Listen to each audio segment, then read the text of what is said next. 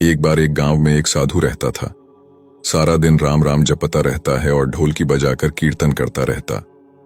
उसकी कुटिया के पास जिस व्यक्ति का घर था वह उससे बहुत परेशान था। एक दिन वह व्यक्ति गुस्से में उस साधु की कुटिया में चला गया और कहने लगा कि तुम क्या दिन रात राम राम रटते रहते हो? तुम्हें तो कोई काम धंधा नहीं है, हमें तो कमाने जाना पड़ता है। तुम्हारी ढोलकी की आवाज से मैं सो नहीं पाता। साधु कहने लगा, तुम भी मेरे साथ राम राम जप के देखो, तब तुम्हें पता चलेगा कितना आनंद आता है। वह व्यक्ति ने थोड़ा खींचकर कहा, अगर मैं तुम्हारे साथ राम राम जपता हूं तो क्या तुम्हारा राम मुझे खाने के लिए रोटी देगा? साधु कहने लगा कि मुझे तो राम नाम की लगन लगी है, मुझे तो राम जी की कृपा से हर रोज भोजन मिल ही जाता है। तुम भी राम राम जप के देख लो, मुझे भरोसा है भगवान तुझे खाने को जरूर देगा। वह आदमी उस साधु को चुनौती देता है कि मैं तुम्हारे साथ आज राम राम का भजन करता हूं। अगर तुम्हारे राम ने आज मुझे रोटी खिला दी, सारी उम्र राम की भक्ति में लगा दूंगा। अगर नहीं खिलाई तो तुम ढोलकी बजाना बंद कर दोगे। साधु कहता है कि मैंने तो निष्काम भाव से प्रभु राम की भक्ति की है, लेकिन फिर भी मुझे तुम्हारी चुनौती मंजूर है। वह व्यक्ति साधु के साथ बैठकर राम राम का जाप करता है और मन में निश्चय करता है कि चाहे कुछ हो जाए, मैं आज भोजन नहीं करूंगा। देखता हूं इसका राम मुझे कैसे भोजन कराता है।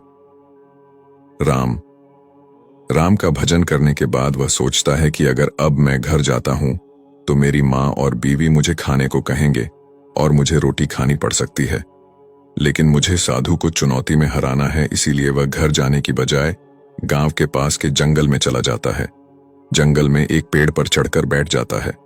वह सोचता है कि मैं सारा दिन इस पेड़ से उतरूंगा ही नहीं, अन्न का दाना भी नहीं खाऊंगा। इस तरह मैं साधु को हरा दूंगा और उसका ढोलकी बजाना बंद हो जाएगा। कुछ देर बाद उस जंगल से एक बंजारों की टोली गुजरती है। उन्हें भूख लगी होती है तो बंजारों का सरदार कहता है कि आग जलाकर यहीं पर खाना बना लो, अब खाना खाकर ही आगे बढ़ेंगे। खाना बनकर तैयार हो जाता है। बंजारे खाना खाने ही वाले होते हैं कि इतनी देर में बंजारों को सूचना मिलती है कि पीछे से डाकू आ रहे हैं।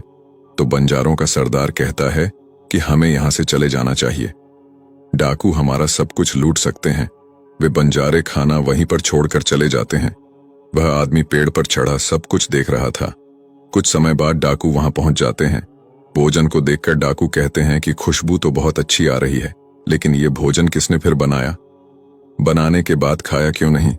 कहीं किसी की चाल तो नहीं हमें फंसाने की? हो सकता है इस भोजन में जहर हो। उसी समय डाकुओं के सरदार की नजर उस व्यक्ति पर पड़ी। वह उसे नीचे आने का आदेश देता है। डाकू उस व्यक्ति से पूछते हैं, हमें मारने के लिए क्या भोजन तुमने बनाया है? वह बेचारा मिन्नतें करता रहता है कि मैंने यह भोजन नहीं बनाया, इसमें जहर नहीं है, यह भोजन बंजारों ने बनाया है। आपके आने की खबर सुनकर वह जहां से भाग गए, लेकिन डाकुओं के आगे उसकी एक नहीं चलती। डाकू से कहते हैं कि अब तुम्हें यह भोजन खाकर दिखाना पड़ेगा, क्योंकि हमें लगता है कि तुमने ही यह भोजन बनाया है और इसमें जहर मिलाया। अब तुम ही सबसे पहले यह भोजन खाओगे। वह जिद पर अड़ा रहता है, मैं यह भोजन नहीं खाऊंगा, किसी कीमत पर नहीं खाऊंगा। डाकुओं का शक और गहरा हो जाता है। वे बंदूक की नोक उसके सिर पर रखकर कहते हैं, तुझे यह भोजन खाना पड़ेगा, नहीं तो गोली खानी पड़ेगी। वह व्यक्ति भोजन कर रहा है और साधु को याद करते करते आंसू उसकी आंखों से बह रहे थे।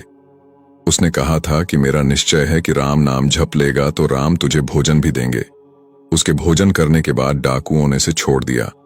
अब उसे विश्वास हो गया कि बंजारों को और डाकुओं को राम जी ने ही भेजा है। वह सीधा साधु की कुटिया में चला गया और जाकर उनके चरणों में प्रणाम किया और उन्हें सारा वृतांत सुनाया। अब उस साधु से भी ज्यादा उसे राम नाम की लगन लग गई। उसने अपना पूरा जीवन राम जी को समर्पित कर दिया। जो सच्चे भाव से श्री राम नाम का जाप करता है, उसका जीवन हीरे के समान हो जाता है। भगवान श्री राम उसके सारे कष्टों को हर लेते हैं।